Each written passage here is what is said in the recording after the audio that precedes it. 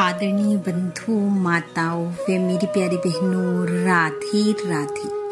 आप सभी का हमारे YouTube चैनल जीवन की धारा पर बहुत बहुत स्वागत है। बंधुओं, आज हम इस वीडियो में शारदीय नवरात्र व्रत के तीसरे दिन माँ भगवती के तीसरे स्वरूप माँ चंद्रघंटा की कथा सुनेंगे, जिसे सुनने सुनाने से भगवती की कृपा से शत्रु पराजित होते हैं और साधक को गुप्त धन या आकस्मिक धन की प्राप्ति होती है।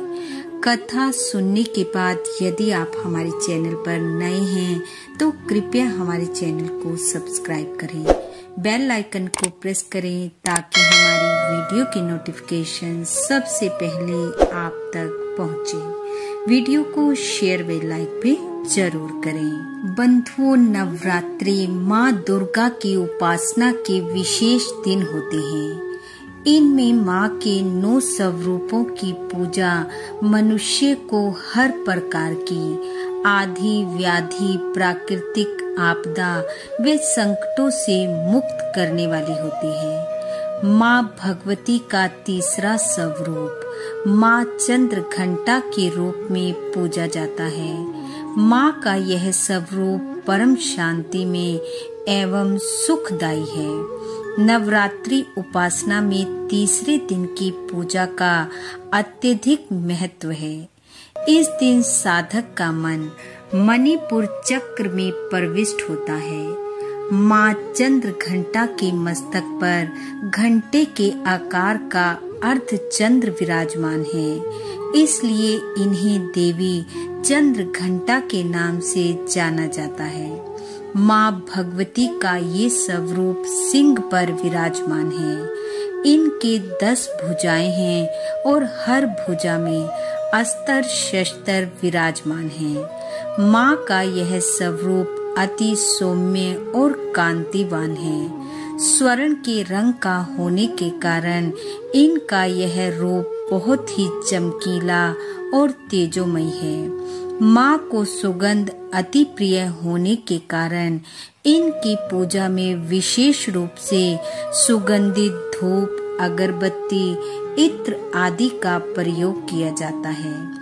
माता के घंटे की भयानक ध्वनि सुनकर असुर भयभीत होते हैं और भक्तों की प्रसन्नता बढ़ती है। अर्थात दुष्टों का दमन करने वाली देवी सदैव भक्तों का कल्याण करती है। देवी चंद्रघंटा की कृपा से साधक को गुप्त धन या अचानक धन की प्राप्ति होती है। कथा के अनुसार एक समय पृथ्वी पर चंड मुंड नाम के 2 राक्षस पैदा हुए। दोनों इतने बलवान थे कि देखते ही देखते संसार में उन्होंने अपना आतंक फैला दिया। पृथ्वी लोक पर अपना अधिकार करने के बाद वह स्वर्ग पर अधिकार करने की इच्छा से देवताओं के साथ युद्ध करने लगे। और एक समय ऐसा आ गया जब चंड मुंड ने देवराज इंद्र सहित सभी देवताओं को पराजित कर स्वर्ग पर अपना अधिकार कर लिया। चंड मुंड से पराजित देवता इंद्र सहित त्रिदेवों के शरण में गए और फिर सब ने मिलकर आदि शक्ति जगदम्बा की आराधना की। तब देवताओं की स्तुति से प्रसन्न हो देवी चंद्रघंटा के रूप में अवतरित हुई और चंड मुंड नामक दोनों असुरों को मारकर संसार का दुख दूर किया और देवराज इंद्र का गया हुआ स्वर्ग पुनः उन्हें दे दिया। और इस प्रकार देवी चंद्रघंटा ने देवताओं के शत्रुओं का विनाश कर चारों ओर सुख का साम्राज्य स्थापित किया। जिस साधक पर माँ के इस स्वरूप की कृपा हो जाए उसे अलौकिक वस्तुओं तथा दिव्य सुगंधियों का अनुभव स्वयं होने लगता है। उसके अंदर एक अद्भुत शक्ति का संचार होने लगता है।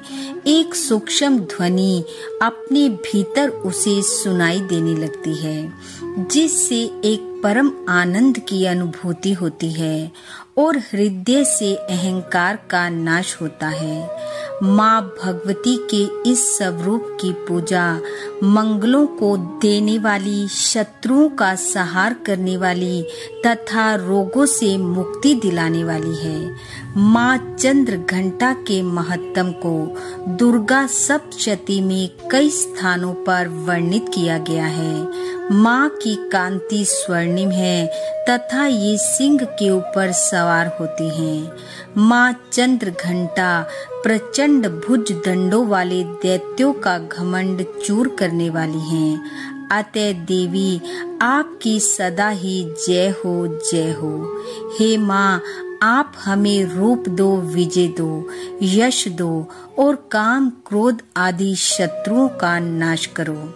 इस प्रकार बंधुओं, माँ के तीसरे नवरात्रे, माँ भगवती के तीसरे स्वरूप माँ चंद्र घंटा का पूजन कर, कथा का श्रवण कर, माँ को सफेद फूल चढ़ाएं और सफेद मिष्ठान या दूध का भोग लगाएं और माँ का आशीर्वाद पाएं। माँ चंद्र घंटा की कृपा आप व आपके परिवार पर सदैव बनी रहे।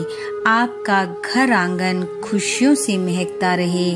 इन्हीं शुभकामनाओं के साथ आप सबका बहुत बहुत धन्यवाद। राधे राधे।